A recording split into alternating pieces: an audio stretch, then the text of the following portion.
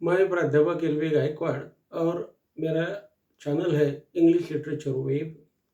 आज मैं आपके लिए और एक नया वीडियो लेके आया हूँ। वीडियो का टाइटल है सैंपल ऑफ करिकुलम विटाई। देखिए, यह मेरा चैनल अंग्रेजी के वीडियोस, अंग्रेजी लिटरेचर के वीडियोस, फोनेटिक्स, फोनोलॉजी, मॉर्फोलॉजी यानी अंग्रेजी के बारे में सभी प्रकार के वीडियोस अपलोड करता है। मेरे खुद के लिटरेचर के वीडियोस मराठी, अंग्रेजी और हिंदी में भी करता है। तो आपको कैसे लगते हैं, यह आपको प्लेलिस्ट में जाकर देखना है और कमेंट्स बॉक्स में मुझे कमेंट करना है। आज मैं आपके साथ बोल रहा हूँ एक विषय लेकर, और विषय का नाम है सैंपल ऑफ करिकुलम विटाई। देखिए, यहाँ पर एक उदाहरण लेके मैं आपके पास आया हूँ और इस उदाहरण को मैं आपको समझाऊंगा अच्छी तरह से कि करिकुलम विटाई क्या होता है और कैसा बनाया जाता है।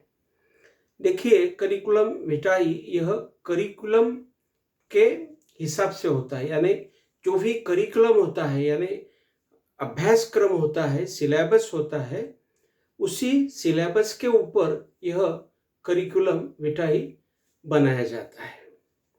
तो पहले हम जो भी शुरुआत करते हैं वो लेफ्ट साइड से करते हैं।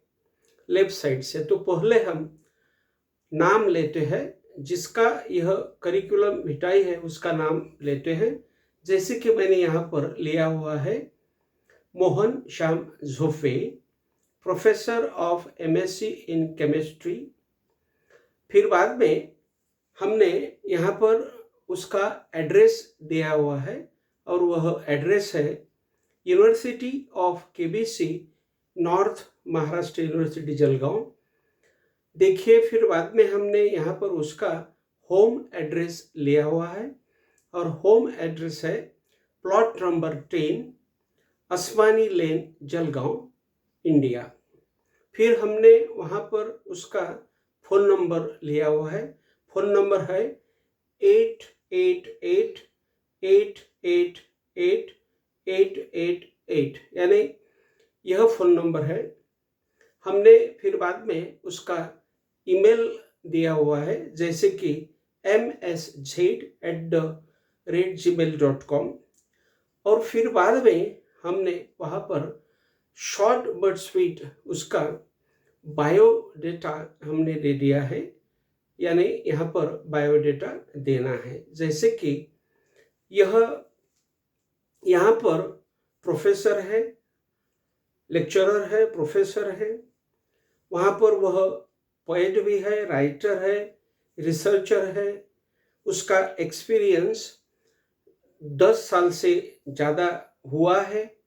यूजी और पीजी वह पढ़ा रहा है और उसने 10 थीसिस का सुपरविजन भी किया है और 2 पीएचडी डिसर्टेशंस जो है वह लिखित स्वरूप के उसने जांचे हुए हैं, उसका भी उसने सुपरविजन किया हुआ है। और 2 किताबें उसने वहाँ पर एडिट की हुई है और एमएससी के बारे में, यानी एमएससी उसका सिलेबस है और उसके सिलेबस के ऊपर उसने 2 बुक्स भी एडिट किए हुए हैं और उसके 10 आर्टिकल्स पब्लिश हुए हैं केमिस्ट्री के ऊपर। और वह सभी जो भी उसके आर्टिकल्स है, यह आर्टिकल सब पीयर रिव्यूड जर्नल में आए हुए हैं।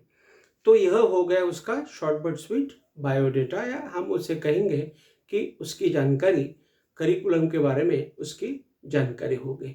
अभी हम उसके एजुकेशन के बारे में बोलेंगे, यानी उसका एजुकेशन जो भी है, यानी उसका एजुकेशन करिकुलम को देख के ही है, तो एजुकेशन के ऊपर हम बोलेंगे।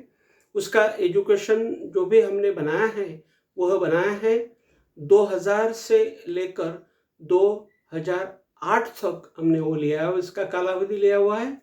तो ऐसा है उसका कालावधि कि केबीसी एनएमयू जलगांव में वह है और डिपार्टमेंट ऑफ एमएससी है, पीएचडी इन केमिस्ट्री वह है। और थीसिस उसका जो है टाइटल है, थीसिस का टाइटल है वह है analysis of vegetables and fruit juices. उसका थीसिस का सुपरवाइजर है प्रोफेसर अरविंद जादूगर। वह प्रोफेसर भी KBC NMU Jalgaon MSc in chemistry है। फिर बाद में हमने आगे का पॉइंट लिया हुआ है 1998 यानी 1998 से लेकर 2000 तक उसका कालावधि हमने बताया हुआ है। यह कालावधि उसका द डिपार्टमेंट ऑफ केमिस्ट्री वहाँ का रहा है। वहाँ उसने माइनर प्रोजेक्ट बनाया है और उस माइनर प्रोजेक्ट का टाइटल है एनालिसिस ऑफ हनी। और माइनर प्रोजेक्ट उसका जो है उसका सुपरवाइजर वही प्राध्यापक है प्रोफेसर अरविंद जादूगर। और एकेडमिक अचीवमेंट उसका जो भी रहा है वह है उसे awarded best minor project in chemistry 2000 यानी 2000 में उसे एक अवार्ड मिला है उसके माइनर प्रोजेक्ट के लिए।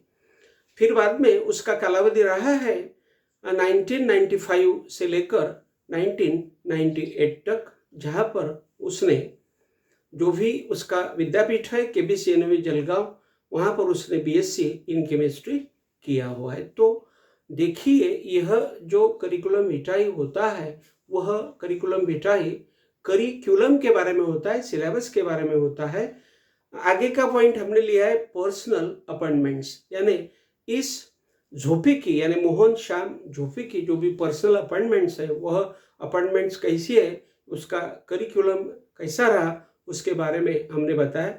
उसका कालावधि हमने लिया है 2014, प्रेजेंट स्थिति में बताया हुआ है, सद्य स्थिति में बताया हुआ है।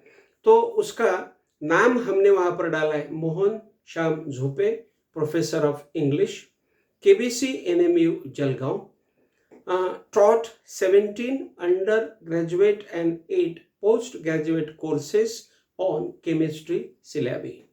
देखिए उसने ऐसा किया हुआ है। सुपरवाइज्ड उसने जो भी किया है वो 10 MSc थीसिस किए हुए है। मेंबर ऑफ BOS का फ्रॉम 2014 से लेकर 2017 तक वह रहा हुआ है। फिर बाद में उसका हमने कालावधि लिया है 2008 से लेकर 2013 तक।